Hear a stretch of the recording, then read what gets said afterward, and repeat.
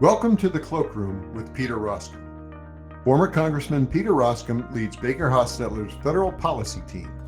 Through interviews with leading members of Congress, Peter provides an insightful first-hand view into the latest policy and political debates on Capitol Hill.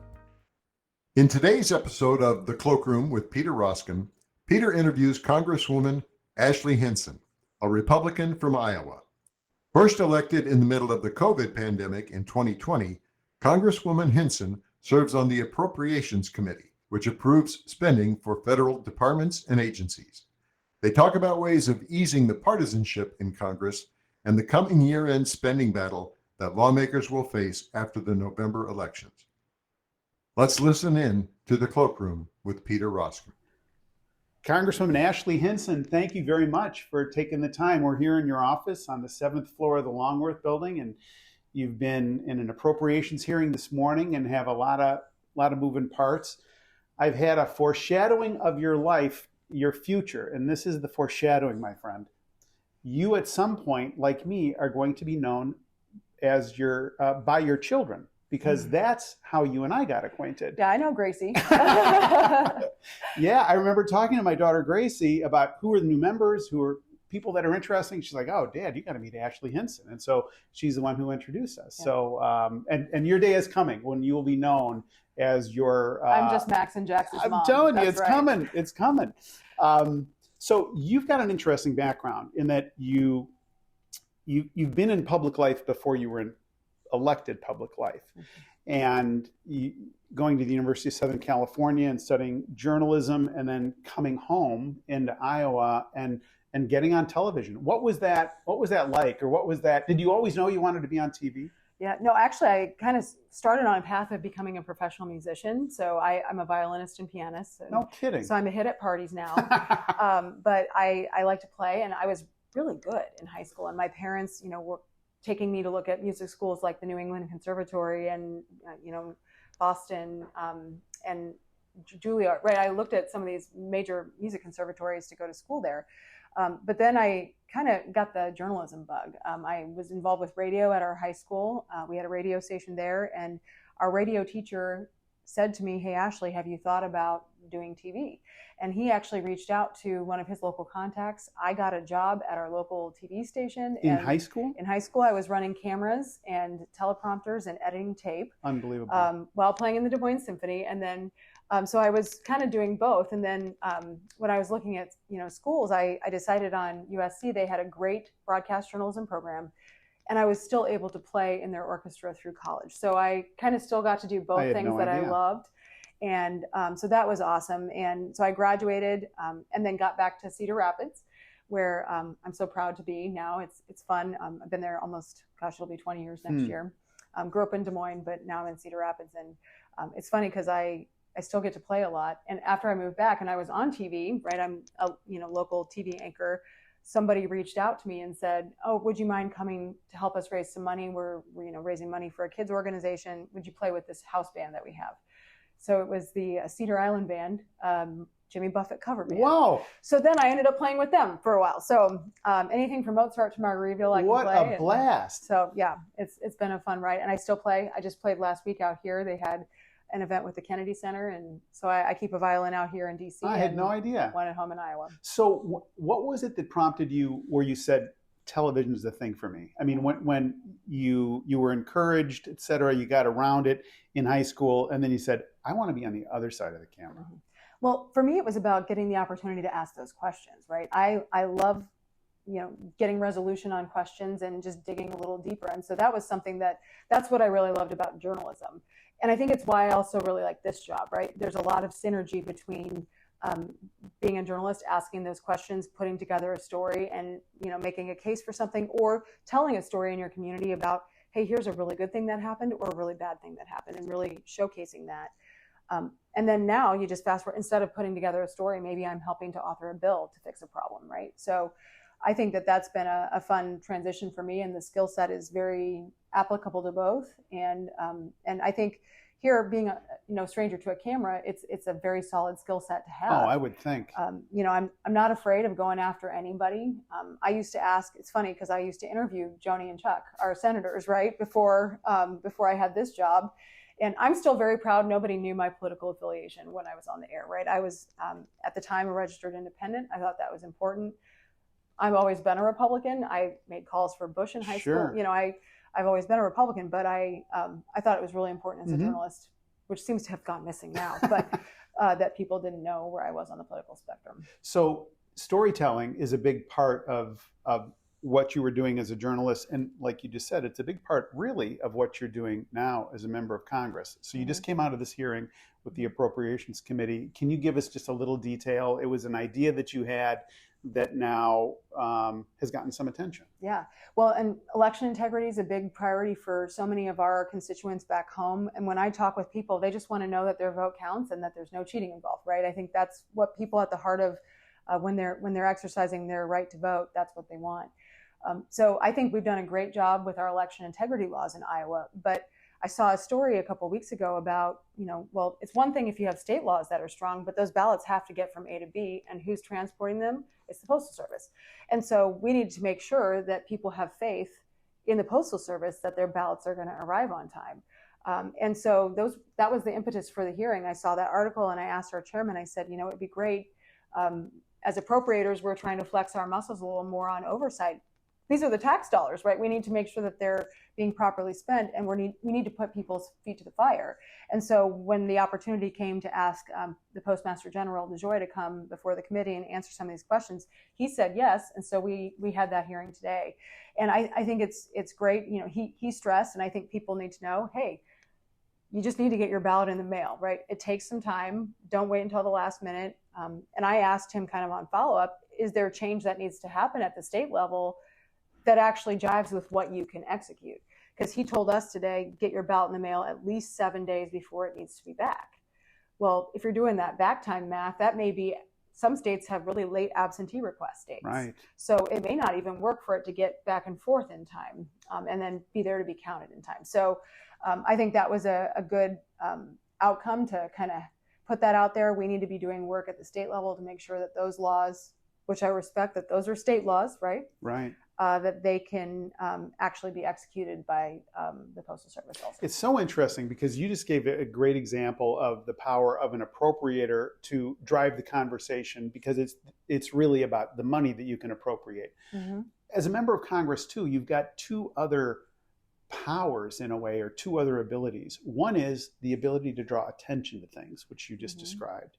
And the other is the ability to convene, to bring people together. And I think that's, as I've reflected about my time in Congress, that's sort of one of the secrets of this place, using those abilities.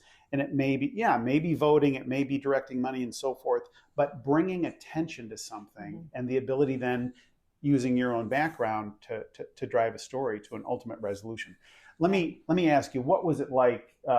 You spent 2 terms in, which when I describe it like that, it almost sounds like a prison term, but you spent 2 terms in the Iowa House of Representatives. Yeah. What was the transition like? What's the Iowa House like compared to the U.S. House? Yeah. The Iowa House is a lot more functional. That's all I'll say. Start there. I appreciate that I kind of earned my chops and got some good sea legs for this place in the Iowa House. I learned how to legislate. I learned how to build coalitions and relationships there. I think I saw the best of getting things done, right? There was great compromise between the House and the Senate there. I came in, luckily, we had a Republican trifecta in 2016. And so we were able to get a lot of really good things done. But just because we had control of both chambers and the governor's office didn't mean everybody agreed on everything. That's right. And so that was a really good lesson for me on, hey, just because somebody thinks one thing's a good idea doesn't mean your colleagues are going to. And so that's where it's really building that consensus. That's also where storytelling comes in, because especially here where you might only get somebody's attention for just a couple of moments, you need to have a really compelling case to make for why either your provision is good or why someone else's is bad, right? So I think that that's a lesson that I certainly learned. I mean, just the volume of legislation is very different from here to there. But ultimately, it's funny because it's like same people, different location. We have the same kind of caucus type makeups it's just a smaller scale, Right. As we do here.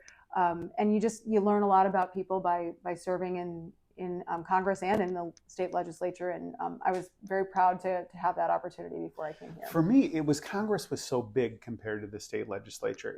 And part of it too was physical proximity with one another. Yeah. So I was in the Illinois House, shortly in the Illinois Senate. Illinois Senate was 59 members, and you're together all the time. Many times you're contemplating things as a committee of the whole, and you're just physically around one another. And the net effect of that, in my view, it has a restraining influence about what you'll say about one another. Mm-hmm. And I long for that in a way. So I think size can kind of explain things. I agree with that because my first term, I wasn't a committee chair yet. I actually chaired a committee in my second term there, but we didn't have an office, right? So for us in Iowa, you're just sitting on the floor. Yeah, our General Assembly office was on our desk. So like you literally you talk about being with everyone. We had 100 in our General Assembly, or in our House, and then 50 in our Senate. So when you're literally sitting next to your colleagues all the time, it's really easy to go walk over their desk, track them down, and have a conversation. Yeah. People would come visit us. You send a note in, and you don't have an office. You go out to the rotunda and talk to them. So that was how it was in the state house. And I think, what's unfortunate and challenging about this place is, you're right, our offices are so big. Physical proximity is a challenge. There's huge office buildings. It's tough to get from A to B. And frankly, we've been insulated through, I came in during COVID. So right. I had this added challenge of trying to develop relationships and meet people, figure out where people's priorities were. And that was really hard to do in 2021 and 2022 in my first term, because first of all, everybody had a mask on. So you're looking at their eyes and trying to introduce yourself. Then they had proxy voting and virtual hearings and all that. So it was really hard to get to know people on that personal level. Oh, I would think so. You've come from a state which is the center of the political universe every 4 years. And so you would have covered the Iowa caucuses. Yep. As a journalist, and then you've been active in it. What was it like this last time around? Yeah. It was cold. I remember that. It was very cold. But what was fun for me, and actually this kind of came full circle, because as a journalist, I'd had a chance to interview many of these candidates and cover the caucuses. But I remembered I had sat down with like Rick Santorum when he was running, I think back in maybe 2014, 2012, that cycle. And then I ended up at convention this year doing an interview with him. Where he's interviewing you? No, we were together. We were both fun. the interview subjects. And so I reminded him, oh, by the way, Senator, when you were in Iowa and you were running, I interviewed you back in the day. Good. So it's a little odd to me now to be kind of a part of the caucus process. But what I thought was really neat, in 2020, it was President Trump and there were a couple of challengers. But this time there were a lot more people running. And I think what was really neat is I kind of used you talk about our ability to bring people together and drive that conversation. I used that as kind of an aggregator to help elevate the messages coming out of our Republican candidates. And what I thought about that, I think it makes every nominee stronger, having to go through that process. You're having to answer tough questions. And Iowa voters ask a lot of tough questions. I'm sure. I've done 42 in-person town halls since I took office. So at this point, I'm like, just ask me anything you want. But I think, that process it's such a unique experience. You can be sitting in your basement. I remind people of this all the time. Joe Biden was sitting in someone's basement watching basketball during March Madness, and then he, having a beer in Iowa, and then he became the president, right? Yeah. So anybody can have that kind of one-on-one conversation with someone who might be elected to the highest office in the land. So serving on the Appropriations Committee, it's a committee that's storied and has an incredible background, and at the same time, it's based on other factors. It's not able to produce a product that the House is willing to take up. Where do you think it's going? And you're a new appropriator comparatively, and mm-hmm. you're serving with, Chairman of the Appropriations Committee, Tom Cole, good friend of yours, good friend of mine, just an incredible leader, and yet probably incredibly frustrated. What's the future of the appropriations process? First of all, we need a bigger majority. That's what I'll say. What I think is important here and the point is a bigger majority so that you can have 5 or 10 members walk off a roll call Right. and still be able to move forward. pass a bill. Yeah, and you look at the appropriations process, and I do think it's been broken for a while. But what I will point to is that, on our committee, we have members across the ideological spectrum, right? You've got Andy Harris, who's the chair of our Freedom Caucus now, and he's our Ag FDA Appropriations chair. And then you've got members like David Valadeo, who are in a very, very competitive district in California, who's chairing Ledge Branch, right? So we've got members on the entire spectrum, and we all supported these packages to get them out of committee and move the ball forward so that we could have a strong hand. So the problem is not with our committee, right? No, I know. We have good people who are willing to say, yep, you know what, this is a good product. Maybe I didn't get everything I wanted. And that's what I think is tough about this place is we got a whole crowd of people who that'll never be good enough for them. And I've been of the vein, I will fight to get the best deal possible for my district, but we are here to legislate. We are here to govern and move things forward. There are red lines, but you have to be willing to work together and say, you know what, I can accommodate that. I'm still getting this for home. That's important, And so that's where I think Tom will be helpful in communicating some of that to the rest of our conference. But it has been immensely frustrating. We passed all 12 out of committee, and here we are with another CR. Yeah. So talk about red lines. One of the places where you were able to really stand up for your district was during the debt ceiling drama earlier in the year. Can you describe that? Because it's really interesting to see somebody, in my mind, you were kind of like Gandalf saying, boom, this will not pass. And it felt a little like that at the time. You prevailed. Yep. And I think it's part of how you were charming, you were delightful, but you were clear and firm. And so give a little color commentary, would you, on that? Yeah. Because it's a real interesting thing. Yeah, that was not on my bingo card to pick a fight with the speaker last year, but I learned a lot in that process also. And what I also learned is you talk about the value of coalition building and where that comes from, right? We had what we affectionately called ourselves, or people were calling us the Great Eight, because there were about 8 of us. And we learned that, you know what, it's time for us to stand up for what we have to fight for our districts. We all came from ag districts. Our ag economy is paramount in Iowa. And if we don't stand up for that and we let it get railroaded, we're not doing our job. And so that was one of those cases where we saw what I think was an easy target, because tax credits are, for many of our members, a red line for them. But what we said was, look, we're supporting a lot of the provisions that we have to swallow a pill we don't love. But these for us are vital to our economy. And what I think came out of that was there was a lot of back and forth. And at the end of the day, what I went to the speaker with was real evidence that these programs are working.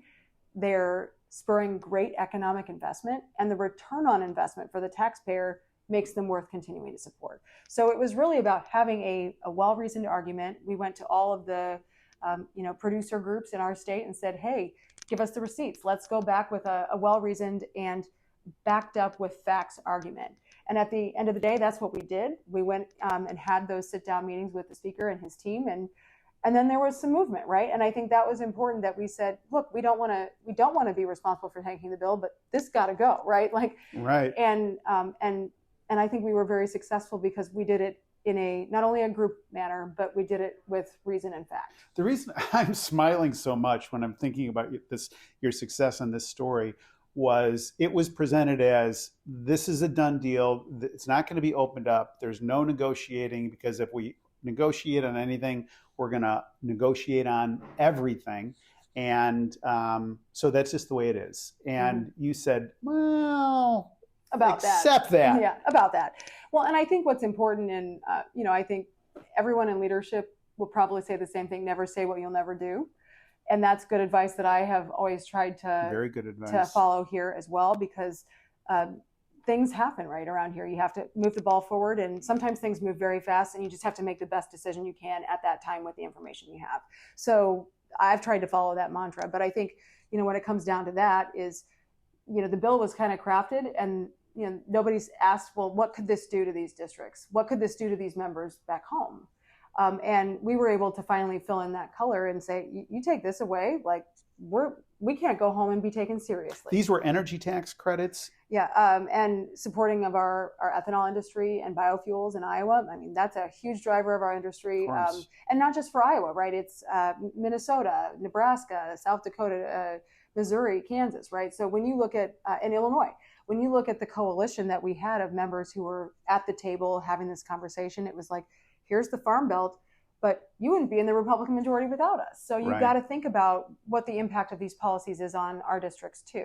And I think we were able to come to a balance that still moved the ball forward, the Fiscal Responsibility Act that we ended up passing, and it reduced government spending while still respecting, hey, these programs, maybe not everybody likes them, but they're spurring great investment in states like ours. And I think part of it, the way that you approached it was, you have a disposition of somebody who's trying to get to yes. You know what I mean? It's like, look, I'm not here being, governing by bumper stickers. I really want to try and come up with a solution, but this is not it. Yeah, and with that, we went in and said these 5 have got to go. Well, at the end of the day, it was really only 3.5 that went. But like we came to the table and said, okay, well, these are really we kind of said, well, what's the priority in ranked order, right? What do we need to make sure we produce and fight for? And that's how we approached that. And it was really, like when I say it was fact driven and on a case by case basis, it was not emotional. And that was how I chose to approach, well, and any negotiation. It's not an emotional negotiation. This is the fact. Right. And I think this place would be better served if more people operated that way. But well, and you were able to tell the story. Yeah. Because you linked it back to your local economy. Yeah. So can you give me a sense of the general trade debate today and sort of increased mercantilism, that sort of notion. Nobody knows better than you do how inextricably linked trade is to the ag economy. And where is this going? And how is this feeling on the ground? And the ag interests that are in your district, what are you hearing from them?